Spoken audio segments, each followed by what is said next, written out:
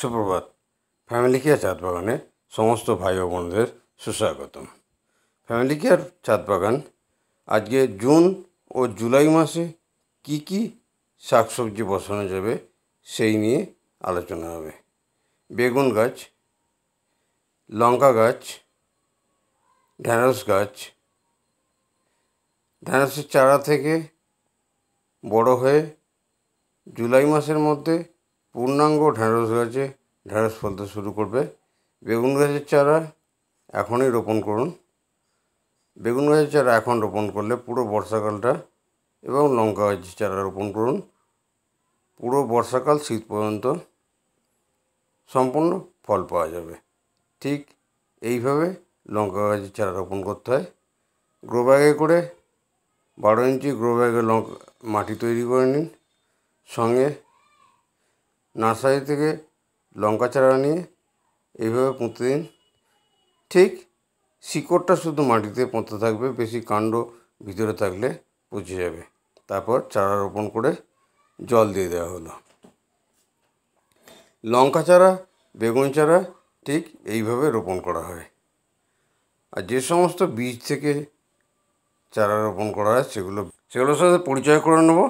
এগুলো হচ্ছে পুঁই বীজ।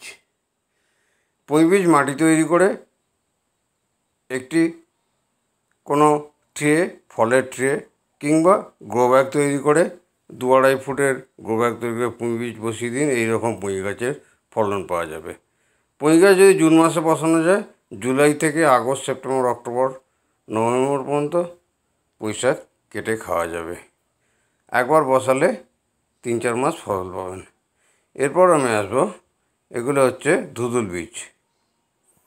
ধুদুল গাছ এমন একটি গাছ, একবার যদি ফল দিতে শুরু করে প্রচুর ফল হয়। ধুদুল গাছ থেকে অঙ্কুরিত চারা, ধুদুলের অঙ্কুরিত চারা ধীরে ধীরে বাড়ছে। এটা 1 সপ্তাহের মধ্যে, এই গাছগুলো 1 সপ্তাহের মধ্যে হয়ে আছে। এবং এই 1 সপ্তাহের গাছগুলোকে আমি গ্রো ব্যাগে ট্রান্সফার করে এক সাইডে মাচার গায়ে দিয়ে দিয়েছি, যেগুলো মাচায় উঠে মাচা ভর্তি হয়ে গেছে। এবার ফল দেওয়ার সময় এসে গেছে। ধুদুল গাছ যদি একবার বসানো যায়, পুরো শীতকালের প্রথম পর্যন্ত ধুদুলের ফলন পাবেন। এটি খুব ফলে। এখন যেটা দেখছেন, এটা হচ্ছে বরবটি বীজ। বরবটি বীজ আগের দিন সন্ধ্যাবেলা জলে ভিজিয়ে দিন, সকালে মাটি তৈরি করে বসিয়ে দিন। অঙ্কুরিত হয়েছে বরবটি চারা। এটি হচ্ছে বরবটি চারা। এই বরবটি চারা অঙ্কুরিত হওয়ার পর 15 দিনের মধ্যে এই গাছগুলো হয়ে যাবে ঠিক এই রকম। আর 20 থেকে 25 দিনের মধ্যে বরবটি গাছ এই অবস্থায় আসবে। 1 মাসের মধ্যে বরবটি ফলতে শুরু করে দেবে। বরবটি গাছও প্রচুর ফলে। খাটো জাতের বরবটি, এর কোনো মাচার প্রয়োজন হয় না। গ্রো ব্যাগে বসিয়ে দিলে শুধুমাত্র জল এবং পরিচর্যা করলেই প্রচুর বরবটির ফলন পাবেন।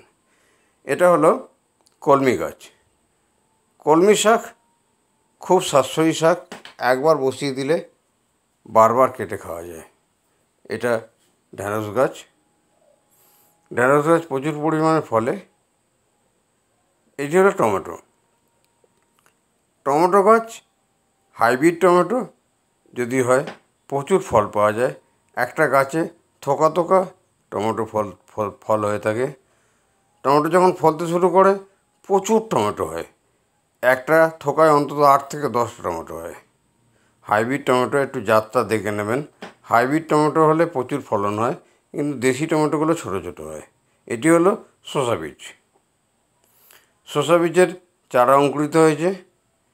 এই অঙ্কুরিত চারা বড় হয়ে মাচায় উঠবে। মাচায় উঠে ফল দিতে শুরু করবে।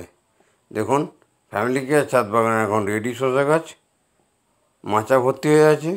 এবং শসা গাছে শসা ফলতে প্রচুর ফলও হচ্ছে। নিশ্চয়ই ঘুরিয়ে দেখাবো। প্রচুর ফল হয়েছে ওই দিকটায়। শসার ফল দেখুন, গাছের শসা হয়েছে।